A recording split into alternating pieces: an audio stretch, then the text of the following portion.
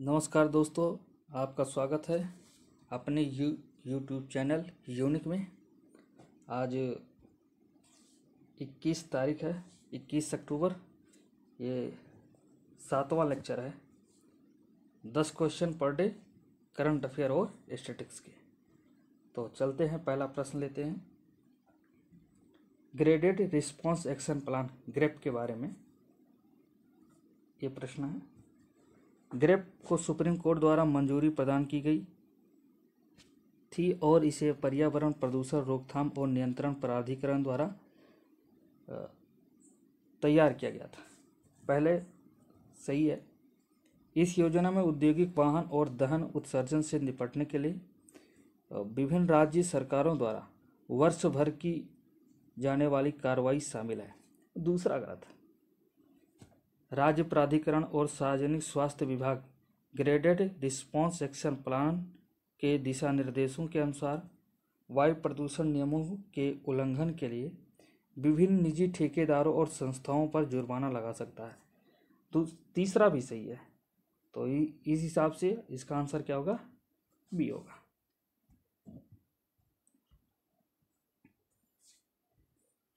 नोएडा प्राधिकरण के विभिन्न निजी ठेकेदारों और संस्थाओं को वायु प्रदूषण संबंधी दिशा निर्देशों और नियमों का उल्लंघन करने के लिए उन पर 11,15,000 रुपये का जुर्माना लगाया गया। इसी कारण से ये करंट का न्यूज आई। और इसने कहा कि कार्रवाई graded response action plan GRAP के दिशा निर्देशों के अनुसार की गई है। ग्रेप क्या है? सुप्रीम कोर्ट के द्वारा इसे स्वीकृति प्रदान की गई। ईपीसीए क्या है?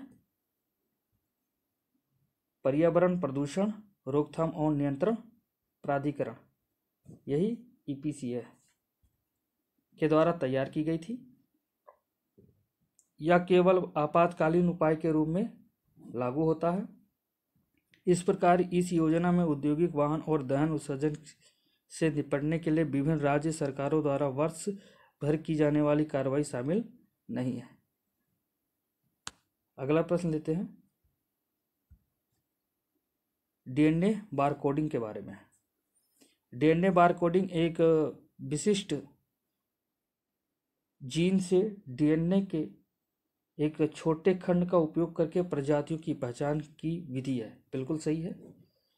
डीएनए बार कोडिंग का उपयोग अज्ञात जीवों की वर्गीकीय संबंधी टेक्सोनोमिक जिसे कहते हैं जानकारी प्राप्त करने के लिए किया जाता है। बिल्कुल सही है। Geological Survey of India GSI वैश्विक संदर्भ डेटाबेस के विस्तार के लिए UNEP United Nation Environment Programme के International Consortium of Life Consortium में शामिल हो गया है। यह तीसरा गलत है। ये उसका नहीं है, यूएनईपी का प्रोग्राम नहीं है। तो इसका आंसर का होगा ये ए होगा। केंद्रीय मंत्रिमंडल ने जियोलॉजिकल सर्वे ऑफ इंडिया और कनाडाई गैर लाभकारी निगम इंटरनेशनल बारकोड ऑफ लाइफ के बीच एक समझौता ज्ञापन पर हस्ताक्षर करवाया है। आईबीओएल एक अनुसंधान संगठन है जिसमें वैश्विक संदर्भ डेटाबेस के विस्तार, सूचना विज्ञान प्लेटफॉर्म के विकास और जैव विविधता का आकलन करने के संदर्भ पुस्तकालय का उपयोग करने के लिए आवश्यक विश्लेषणात्मक प्रोटोकॉल और मानव प्रोटोकॉल के लिए मानव और वित्तीय संसाधन दोनों शामिल हैं। जो समझौता हुआ उसमें जीएसआई को बायोसान और प्लेनेटरी बायोडायवर्सिटी मिशन जैसे वैश्विक स्तर के कार्यक्रमों में भाग लेने में सक्षम बनाएगा। जीएसआई क्या है? 1916 में स्थापित किया गया। पर्यावरण, वन और जलवायु परिवर्तन मंत्रालय के अधीन एक अधीनस्थ संगठन है। डीएनए बार कोडिंग का उपयोग अज्ञात जीवों के बारे में वर्गीकीय संबंध टेक्सोनोमिक जानकारी प्राप्त करने के लिए किया जाता है। अगला प्रश्न, एडीबीए क्या है?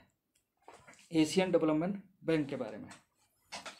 एक क्षेत्रीय विकास बैंक है जो समावेशी आर्थिक विकास के माध्यम से एशिया और प्रशांत क्षेत्र में निर्धनता को कम करने हेतु समर्पित है। बिल्कुल सही। और बैंक के एशिया और प्रशांत महासागर के लिए संयुक्त राष्ट्र के आर्थिक और सामाजिक आयोग यूनिस्केप और गैर क्षेत्रीय विकसित देश के सदस्य हैं। बिल्कुल सही है। एडीबीओ को न्यू डेवलपमेंट बैंक के अनुरूप बना गया है, जहां बैंक की शुरुआत सब्सक्राइब्ड पूंजी को संस्थापक सदस्यों के बीच समान रूप से वितरित किया गया था। देखो, एडीबीए का जो है 1966 के आसपास में स्थापित किया गया, इसको 1966 के आसपास। जबकि न्यू डेवलपमेंट बैंक जो ब्रिक्स का है, कल मैंने चर्चा की थी, वो 2014-15 के आसपास की है। तो एडीबीए न्यू डेवलपमेंट के अनुरूप तो बनाया ही नहीं जा सकता है। हाँ, यह हो सकता था कि न्यू डेवलपमेंट बैंक को एडीबीए के तहत बनाया जाता, तो ये पहला गलत हो जाता। हालांकि दोनों में जमीन आसमान का फर्क है, क्योंकि न्यू डेवलपमेंट बैंक में जो सब्सक्रिप्शन है उसी के अनुसार सबको बराबर हिस्सेदारी दी गई है वोटिंग की, जबकि एडीबीए में ऐसा नहीं है। जिसका जितना बड़ी हिस्सेदारी है उसको उतना ही प्रतिशत वोट मिला है। तो तीसरा गलत हो जाता है, इसका आंसर हो जाएगा बी। ये क्षेत्रीय विकास बैंक है, 1966 में स्थापित किया गया। मुख्यालय मनीला फिलीपींस में है। संयुक्त राष्ट्र का पर्यवेक्षक भी है और एशिया और प्रशांत महासागर के लिए जो यूनिस्केप है और गैर क्षेत्रीय विकास विकसित देश, ये सभी सदस्य हैं। 68 सदस्य हैं, जिनमें में से 49 जो है सिर्फ एशिया से हैं। एडीबी को विश्व बैंक के अनुरूप बनाया गया था और जिसमें एक समान भारित मतदान प्रणाली है, जिसमें सदस्यों की पूंजी सदस्यता के अनुपात में वोट वितरित किया गया है। सबसे ज़्यादा जो शेयरधारक हैं वो संयुक्त राज्य अमेरिका और जापान है, जो 15.6% है। उसके बाद चाइना है 6.4, भारत है 6.3, ऑस्ट्रेलिया 5वें नंबर पर 5.8। अगला प्रश्न लेते हैं, वर्ल्ड फूड प्रोग्राम के बारे में है। WF संयुक्त राष्ट्र की खाद्य सहायता शाखा है और भूख के मुकाबला करने वाली विश्व की सबसे बड़ी मानववादी एजेंसी है। बिल्कुल सही है। और इसे नोबेल पुरस्कार मिला है इस बार का, ये भी सही है। विश्व खाद्य कार्यक्रम नोबेल शांति पुरस्कार पाने वाला प्रथम संयुक्त राष्ट्र संगठन बन गया, ये गलत है। तो तीसरा गलत है, पहला सही है। इसका आंसर हो जाएगा चौथे का ए।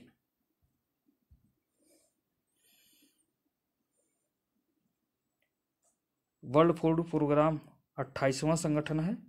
इससे पहले 27 संगठनों को 1901 से लेकर अभी तक संगठनों को नोबेल पुरस्कार मिल चुका है और UNHCR को 1954 और 81 में यह पुरस्कार प्रदान किया गया है।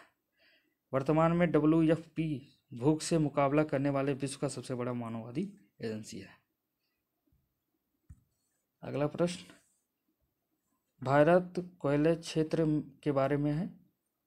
कोयला खान विशेष प्रावधान अधिनियम 2015 को कैप्टिव और वाणिज्यिक दोनों उद्देश्यों के लिए कोयला खानों को निजी क्षेत्र में नीलाम करने की अनुमति देता है। बिल्कुल सही है। कोयला खान विशेष प्रावधान अधिनियम 2015 पूरे भारत में फैला हुआ है, ये भी सही है। और भारत में कोयला क्षेत्र में 100% FDI की अनुमति प्राप्त है, ये भी सही है। तो इसका आंसर तीनों सही है। आंसर तीनों का ऑप्शन नहीं देता, क्योंकि ये पूछ रहा है कौन सा सही नहीं है। इसका आंसर क्या हो जाएगा? डी हो जाएगा।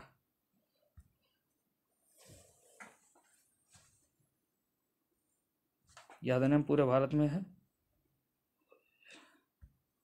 और सरकार ने मार्च 2019 तक निजी कंपनियों को 24 कोयला ब्लॉक की नीलामी की है और भारतीय और विदेशी दोनों कंपनियों द्वारा वाणिज्यिक खनन के लिए कोयला ब्लॉक की नीलामी की जाएगी। अगला प्रश्न लेते हैं, समाजवादी अर्थव्यवस्था के बारे में। यह उत्पादन के साधनों पर सामूहिक स्वामित्व पर बल देती है। यह एकमात्र केंद्रीय लक्ष्य उत्पादन के कारकों को इष्टतम उपयोग द्वारा आर्थिक दक्षता प्राप्त करना है। ये तो समाजवादी करनी है, ये तो पूंजीवादी विचार का है और पहला सही होगा, लेकिन नहीं, आंसर पूछ रहा कौन सा सही नहीं है, तो इसका आंसर क्या हो जाएगा, बी हो जाएगा।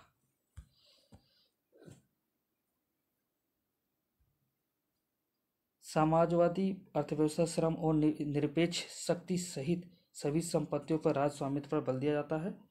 दूसरी ओर समाजवादी अर्थव्यवस्था उत्पादन संपत्ति और परिसंपत्ति के साधनों पर सामूहिक स्वामित्व पर बल देती है। इसमें अर्थव्यवस्था के संचालन पर राज्य की व्यापक भूमिका पर भी बल दिया जाता है।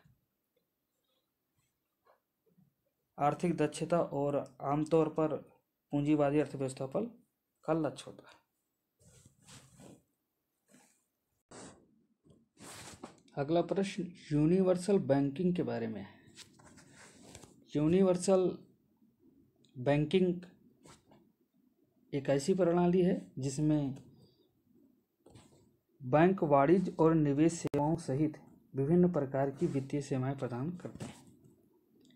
एस.एच. खान समिति की सिफारिश के बाद भारत में यूनिवर्सल बैंकिंग की अवधारणा को अपनाया गया था। पहला और दूसरा सही है। उन्हें आरबीआई के सीआरआर और एसएलआर की आवश्यकताओं से छूट दी गई है। नहीं, ऐसा गलत है। सीआरआर और एसएलआर दोनों उनको मैनेज करना पड़ता है, तो इसी हिसाब से इसका आंसर क्या हो जाएगा, सी हो जाएगा। यूनिवर्सल बैंकिंग एक ऐसी प्रणाली है जिसमें बैंक वाणिज्यिक और निवेश सेवाओं सहित विभिन्न प्रकार की वित्तीय सेवाएं प्रदान करते हैं। सार्वभौमिक प्रणाली में बैंक अभी भी बैंकिंग सेवाओं की एक सबसेट का चयन कर सकते हैं, भले ही वे तकनीकी रूप से अपने ग्राहकों को अत्यधिक सेवाएं प्रदान करते हों। 1998 में नरसिम्हन समिति द्वारा, जो द्वितीय थी, यूनिवर्सल बैंकिंग की अवधारणा पर प्रारंभिक टिप्पणी की गई थी। हालांकि एस.एच. खान समिति ने एक अलग अवधारणा के रूप में सिफारिश करने के बाद भारत में सार्वभौमिक बैंकिंग की अवधारणा को अपनाया गया था। अगला प्रश्न राजकोषीय उत्तरदायित्व एवं बजट प्रबंधन FRBM अधिनियम 2003 के है। इस अधिनियम ने राजकोषीय प्रबंधन और दीर्घकालिक मैक्रो आर्थिक स्थिरता में अंतर पीढ़ीगत समता सुनिश्चित करने के लिए केंद्र सरकार को जिम्मेदार बनाया गया है। यह अधिनियम केंद्र सरकार के ऋण और घाटे पर सीमा आरोपित करती है। इस कानून में स्कोप क्लॉज शामिल है, जिसके तहत केंद्र सरकार निर्धारित वार्षिक राजकोषीय घाटे के लक्ष्य को पार कर सकता है। इसका ये तीनों का तीनों सही है। FRBM के बारे में है कि ये 2003 के अधिनियम द्वारा अधिनियमित हुआ। इस कानून का उद्देश्य केंद्र सरकार को राजकोषीय प्रबंधन और दीर्घकालिक मैक्रो आर्थिक स्थिरता में अंतर पीढ़ीगत समता इंटरजेनरेशनल इक्विटी सुनिश्चित करने के लिए जिम्मेदार बनाना। इसे प्राप्त करने के लिए अधिनियम में केंद्र सरकार ऋण और सीमाओं के साथ साथ केंद्र सरकार के राजकोषीय संचालन में आर्थिक पारदर्शिता और मध्यम अवधि में राजकोषीय नीति के संचालन को अनिवार्य बनाने की परिकल्पना की गई है। राज्यों ने स्वयं के वित्तीय उत्तरदायित्व कानून भी बनाए हुए हैं। अगला प्रश्न अर्थशास्त्र में मौद्रिक आधार मॉनेटरी बेस में कौन कौन शामिल है?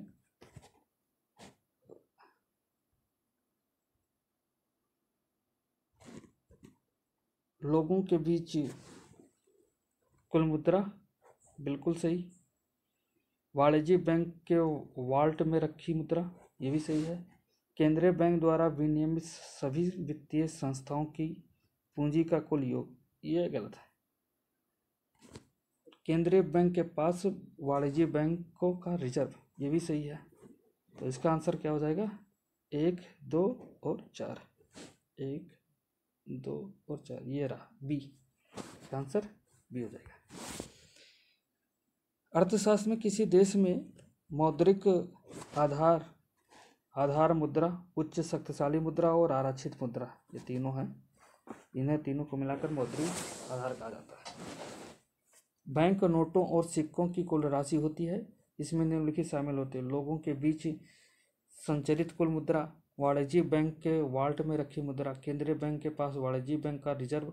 मौद्रिक आधार मुद्रा की आपूर्ति से पृथक होता है, जिसमें वाणिज्यिक बैंक को सहित गैर बैंक की कुछ प्रकार की जमाओं के साथ साथ लोगों के बीच संचरित कुल मुद्रा शामिल है। आज का आखिरी प्रश्न, FRBM, जो अभी कुछ देर पहले हमने चर्चा की थी, बजट से संबंधित था। इसमें स्कोप क्लॉज है, जिसके तहत केंद्र सरकार निम्नलिखित में से किस आधार पर वार्षिक राजकोषीय घाटे के लक्ष्य को पार कर सकती है? राष्ट्रीय सुरक्षा बिल्कुल कर सकती है, राष्ट्रीय आपदा ये भी कर सकती है, कृषि में गिरावट जी हाँ, और विगत 4 तिमाहियों की औसत की तुलना में एक तिमाही की वास्तविक उत्पादन वृद्धि में कम से कम 3% अंकों की गिरावट जी बिल्कुल की जा सकती है। इसका आंसर क्या आ जाएगा? सी।